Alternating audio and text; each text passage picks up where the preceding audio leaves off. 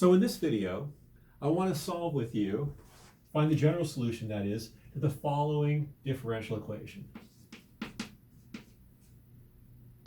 Y triple prime minus 3y double prime plus 4y prime minus 2y equals 0.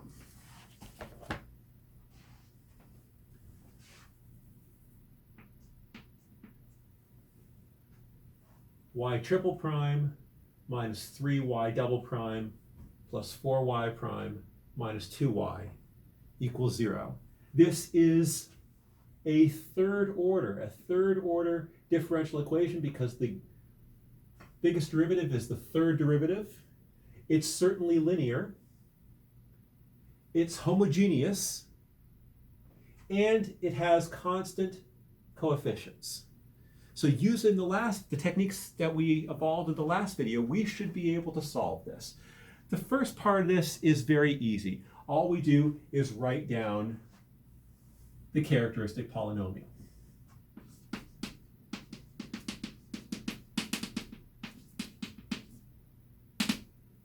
So that's just going to be r cubed minus 3r squared plus 4r minus 2 equals 0. That's the first thing we need to do. Nothing to it. We know a priori that our solution, our general solution, is going to be parameterized with 3 parameters. We need to solve this characteristic polynomial to find what those parameters are. Now, at this point, we're left to try to factor a third degree polynomial. I'm not going to try to turn this into a class in pre-calculus where we review all sorts of techniques of factoring. I suggest at this point for higher degree polynomials that if you want to factor those higher degree polynomials, third degree you might be able to do yourself. That's not too bad. But for higher degree polynomials, you'll almost certainly want some help from some sort of computer algebraic system. You can use Wolfram Alpha or any other algebra system that you want. So I'm going to do a little bit of pre-calculus with you just to remind you what's going on with this particular problem.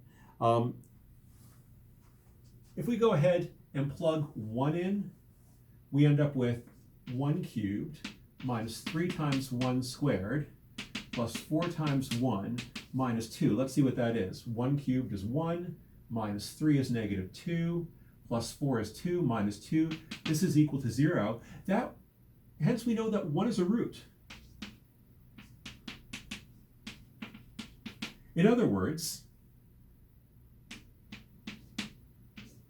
r minus 1 is a factor. So that tells us that r cubed minus 3r squared plus 4r minus 2 is r minus 1 times something. R minus 1 is a factor. If 1 is a root, if we plug 1 in and get 0, that means 1 is a solution to this polynomial equation. That means that r minus 1 is a factor. We're using something that you studied in high school or maybe middle school called the factor theorem. And so this whole thing is r minus 1 times something. You could figure out what that something is via polynomial long division if you wanted to. We don't want to try to resort to an algebra system here, which you're totally welcome to. R cubed minus 3r squared plus 4r minus 2. R goes into r cubed, r squared times r is r cubed. R squared times negative 1 is minus r squared. We're going to subtract. The r cubes cancel out. 3r squared plus r squared, minus 3r squared plus r squared is minus 2r squared. Bring down your 4r. R goes into minus 2r squared, minus 2r times r is minus 2r squared. minus 2r times negative 1 is plus 2r. We subtract, we end up with 4r minus 2r is 2r minus 2. R goes into 2r 2 times r minus 1 is 2r minus 2. Subtract, you get 0, as you knew you would. So what goes right here is r squared minus 2r plus 2.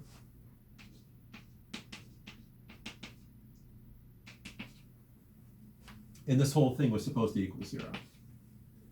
You don't have to do the polynomial long division. You don't have to go back to middle school or high school or whenever it was you learned polynomial long division to be able to do this. I'm perfectly comfortable with you using a computer algebra system.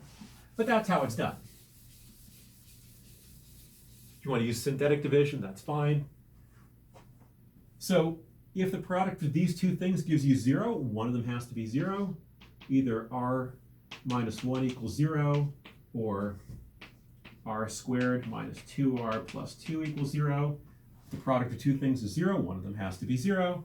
So if r minus 1 equals 0, then r equals 1. We already knew that was a solution. Or if we want to figure out the roots of that, we use the quadratic formula. So r is equal to negative b. That's 2 plus or minus the square root of b squared. So that's minus 2 squared minus 4 times 1 times 2 all over 2 times 1. And that equals 2 plus or minus, what we have here is 4 minus 8, that's negative 4, all over 2.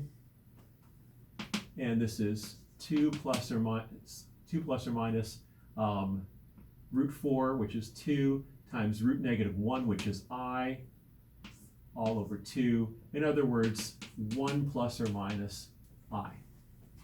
Oops, 1 plus or minus I. So we have three roots. R equals 1, R equals 1 plus I, and R equals 1 minus I. Three roots up to multiplicity, as we knew we would have, because we have a third degree polynomial here.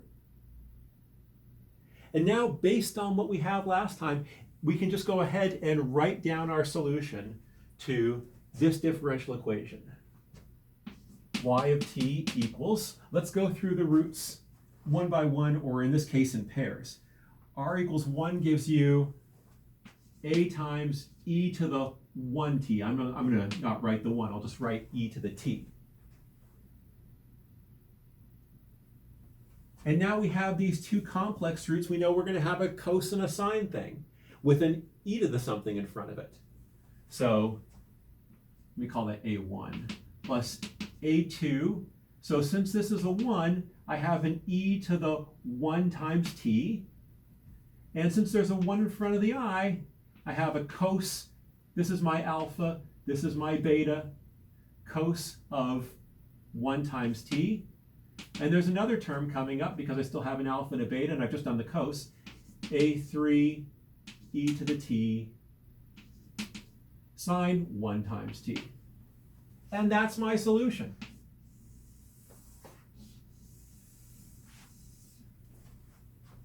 If I had given you initial conditions, if I had told you what y of 0 was, and y prime of 0, and y double prime of 0, you could, in theory anyway, solve for a1 and a2 and a3. But this is how you solve higher order linear homogeneous differential equations with constant coefficients.